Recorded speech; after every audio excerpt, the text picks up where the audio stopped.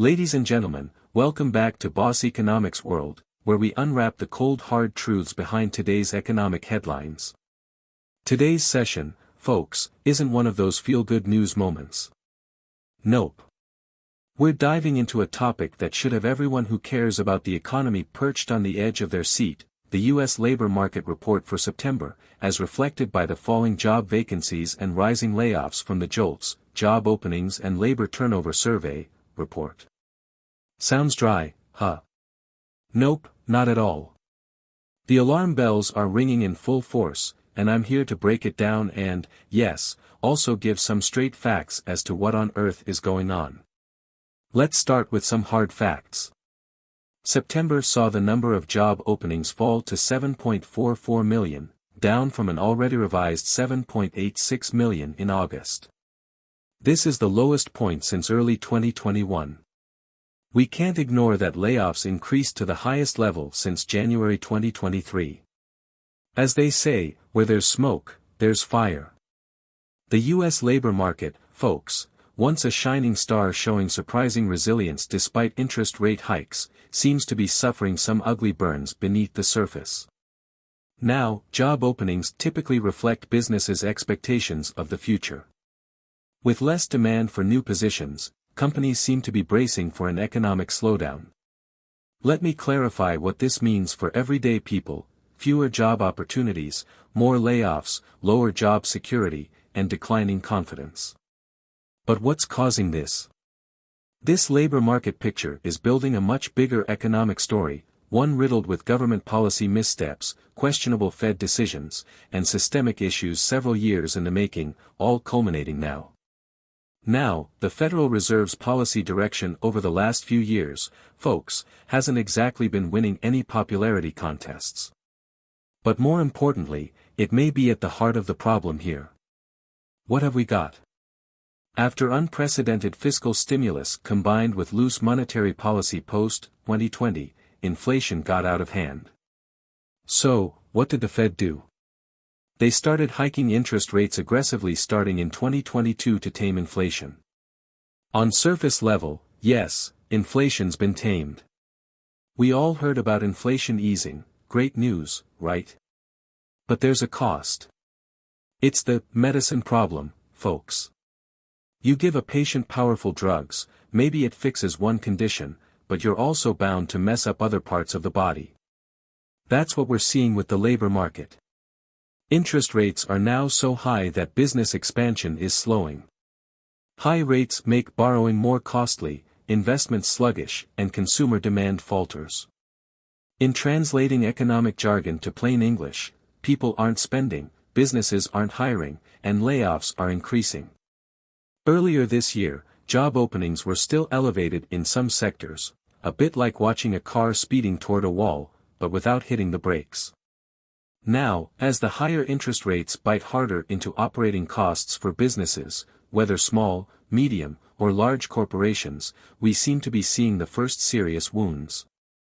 Well, if you're confused watching the polar opposite signals being discussed, join the club. For months, we've gotten used to hearing the labor market is strong, following those blockbuster payrolls reports blowing through expectations. But here's the reality beneath that: the Fed's primary tool to watch employment slack, the ratio of job openings to unemployed workers, is now at 1.1, only marginally holding up against the backdrop of tighter conditions. Just last year, folks, this ratio was 2 to 1. In fact, the Javits Center subway line was more crowded by vacancies than any New York City rush hour train. Today, though, the number of opportunities per unemployed worker has significantly dwindled. Here's another cold truth: workers are becoming more nervous about quitting their jobs. People quitting voluntarily is generally seen as a signal of confidence in finding a new, or better-paying job. But the numbers are sliding in that area, meaning workers don't feel that sense of security anymore. Economic confidence is fading fast. Let's zoom in on September's drop in major sectors. Healthcare, government, social assistance, accommodation, and food services. These sectors have shown the steepest slowdowns in hiring or job openings, and at least for some like hospitality, it's somewhat understandable, post-summer seasonality and all that jazz. However, the significance of these industries should not be missed. For example, the fact that healthcare and government sectors, which are traditionally more resilient to market shocks, are seeing worsening numbers is a flashing red light. More importantly, consumer confidence is being built on certain superficial foundations. A separate index showed confidence increasing, thanks in part to lower inflation, especially at the pump, but it neglects the bigger economic storm brewing. Remember how rising wages were all over the news last year? That was one of the key drivers behind a persistently high rate of inflation. Companies struggled to fill positions and had to raise pay to attract talent. Here's the cruel irony, now that momentum has slowed, but workers aren't really better off. Amid layoffs, there's no real pressure for businesses to keep pushing wages higher. And yet, what does this mean for living costs? Inflation is not back to 2%. Even if it subsided, we're operating in a completely different economic landscape compared to pre-pandemic levels.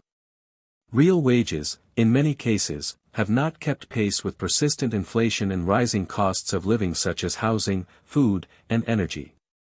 In fact, according to the Bureau of Labor Statistics, inflation-adjusted real wages grew only 1.2% year-over-year in September, certainly not enough to significantly offset the rising cost of living. Consider gasoline prices, which are still stubbornly high, or rent costs which haven't backed down despite higher interest rates damping demand for property.